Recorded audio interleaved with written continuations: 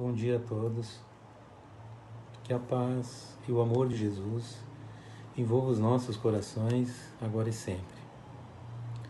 Agradecidos por podermos estar aqui mais uma vez, em nome de Jesus, vamos nos tranquilizando e vamos nos ligando aos nossos anjos de guarda. Esses amigos, companheiros de todas as horas. E vamos sentindo derramar-se sobre nós vibrações de paz, de amor e de harmonia. Vibrações que vêm dos corações generosos de Maria de Nazaré e Maria de Magdala. Maria de Magdala, nosso exemplo de reforma íntima, de renúncia e de transformação para o bem.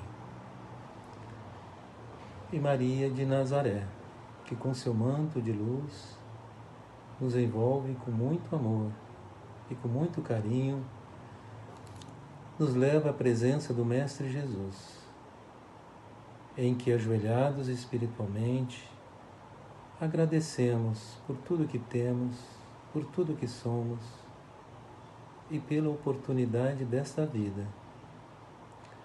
E assim Jesus nos abençoa, nos ampara e nos fortalece. E através da prece que Ele nos ensinou quando aqui esteve entre nós, nos eleva ao nosso Pai Criador. Pai nosso que estais no céu, santificado seja o vosso nome. Venha a nós o vosso reino, seja feita a vossa vontade, assim na terra como no céu. O pão nosso de cada dia nos dai hoje, perdoai as nossas dívidas, assim como nós perdoamos os nossos devedores. E não deixeis cair em tentação, e livra-nos de todo mal, que assim seja. E a preleção da manhã de hoje, deste domingo, é a lição de número 75 do livro Caminho, Verdade e Vida. E tem como título Na Casa de César. Todos os santos vos saúdam, mas principalmente os que são da casa de César. Paulo, carta aos Filipenses, capítulo 4, versículo 22. E a interpretação de Emmanuel sobre esse versículo é o seguinte. Diz Emmanuel: muito comum ouvirmos observações descabidas de determinados irmãos na crença, relativamente aos companheiros chamados a tarefas mais difíceis, entre as possibilidades do dinheiro ou do poder. A piedade falsa está sempre disposta a criticar o amigo que, aceitando o laborioso encargo público, vai encontrar nele muito mais aborrecimentos que notas de harmonia. A análise desvirtuada tudo repara maliciosamente. Se o irmão é compelido a participar de grandes representações sociais, costuma-se estigmatizá-lo como traidor do Cristo. É necessário despender muita vigilância nesses julgamentos. Nos tempos apostólicos, os cidadãos de vida pura eram chamados santos. Paulo de Tarso, humilhado e perseguido em Roma, teve a ocasião de conhecer numerosas almas nessas condições. E o que mais de admirar, conviveu com diversos discípulos de semelhante posição, relacionados com a habitação palaciana de César. Deles recebeu atenções e favores, assistência e carinho. Escrevendo aos Filipenses, faz menção especial desses amigos de Cristo. Não julgues, pois a teu irmão, pela sua fortuna aparente ou pelos seus privilégios políticos. Antes de tudo, lembra-te de que havia santos na casa de Nero, e nunca ouvides tão grandiosa lição. Bem, essa carta de Paulo aos Filipenses foi uma carta de agradecimento do auxílio que ele teve desses santos que ele comentou aqui, os santos que residiam no castelo de Nero, em Roma. E naquele tempo, os apóstolos, os cristãos de vida pura, eram chamados de santos. Então, é de nós estranhar que na residência de Nero, que sempre foi entendido, de que nosso conhecimento, de que era um ambiente profano, né? E como que haveria santos? Mas como eu disse, naquela época, os cristãos de vida pura eram chamados de santos. Então, ali mesmo naquele ambiente de poder, de luxúria, existiam pessoas do bem. E essas pessoas ajudaram Paulo de Tarso na sua peregrinação quando da passagem em Roma. Embora nós saibamos que Paulo tenha tido uma vida em ambos os lados, na abundância, né, na fartura e na carência. Então Paulo conhecia muito bem esses ambientes. Então ele soube muito bem trilhar esse caminho, sabendo como lidar com todos aqueles que ele encontrava durante a sua caminhada. Mas o fato de ele ter sido ajudado por esses católicos puros e que esses católicos estivessem morando no castelo de Nero, isso era um pouco estranho. Por quê?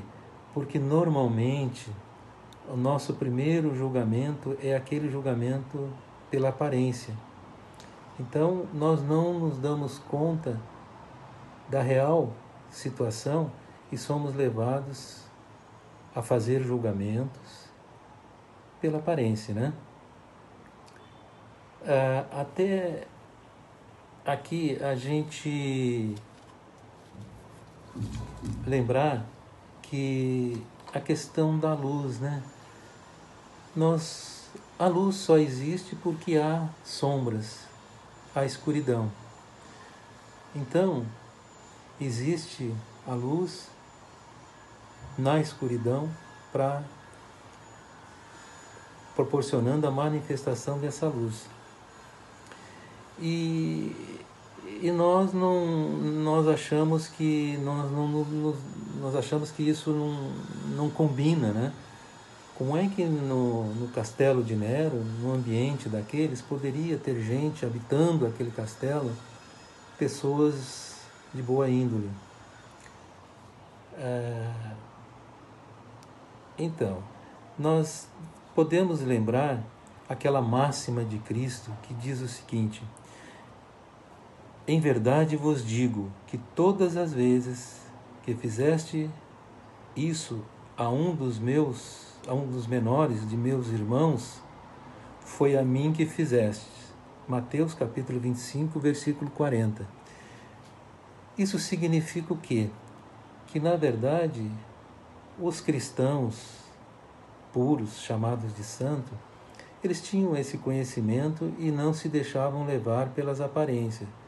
Sabiam que, como Jesus nesse versículo fala dos seus menores, dos pobres, na verdade, não são necessariamente pobres de coisas materiais, e sim pobres de espírito. Então, o fato de ter luxúria, de ter poder, não significa que não são pessoas carentes. Então, há necessidade, sim, desses, lá naquela época, né, dos cristãos puros estarem infiltrados nesse meio para poder levar conforto e levar a luz, né, como a gente já falou. Então, a reflexão dessa lição de hoje é a seguinte: é que nós não devemos nos ater muito pelas aparências, e sim as necessidades da alma de nossos companheiros de jornada. E é interessante, eu falei da luz, né, que quando nós estamos na situação de levar uma palavra de consolo, ou seja, levar amor, distribuir, disseminar amor, nós estamos vivenciando momentos de contrastes. E é justamente nesses contrastes que nós beneficiamos os nossos irmãos de jornada e, ao mesmo tempo, também somos beneficiados. Então, essa lição de hoje que nos chama atenção para que nós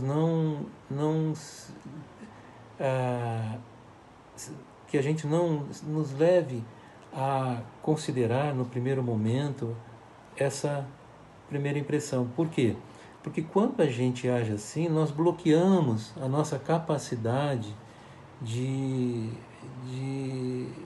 ajudar, nossa capacidade de exercer amor, de fazer caridade, nossa capacidade de compaixão e de empatia. Então, nós temos que nos reportar, né? Eu vou repetir aquele versículo de Mateus, capítulo 25, versículo 40, que quando nós fazemos algum necessitado, nós estamos, na verdade, fazendo a Cristo, trabalhando para o bem da humanidade. E quando nós agimos assim, nós também participamos dessa corrente de amorosidade. E essa lição, ela tem como objetivo de nos ater mais para as necessidades da alma, porque é essa a razão da nossa existência, que nós somos chamados para exercer a nossa função em diversas situações nessa vida. Então sejamos proativos e vamos exercitar esse sentimento de compaixão, de empatia, de misericórdia com todos aqueles que nós encontrarmos nas nossas caminhadas, sem nos preocuparmos com as aparências, porque na verdade, se a gente for nos deixarmos levar pelas aparências, nós vamos começar a bloquear a nossa capacidade de fazer o bem. Então vamos, mais uma vez, elevando nossos pensamentos e vamos pedindo permissão para podermos abrir os nossos corações, expandir, entrelaçar as nossas auras e desejar bons pensamentos, bons sentimentos em forma de vibração. Vamos vibrando intensamente pelo bem universal, pela paz mundial e harmonia entre todos os povos. Vibramos por todos os países, principalmente aqueles que estão sendo impactados pela pandemia. Vibramos especialmente pelo nosso Brasil.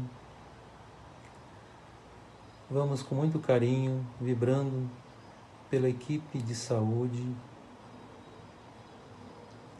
Vibramos pelos lares coletivos. Vibramos por todos aqueles que passam pela nossa mente neste momento, vibrando pelos nossos desafetos. Vamos vibrando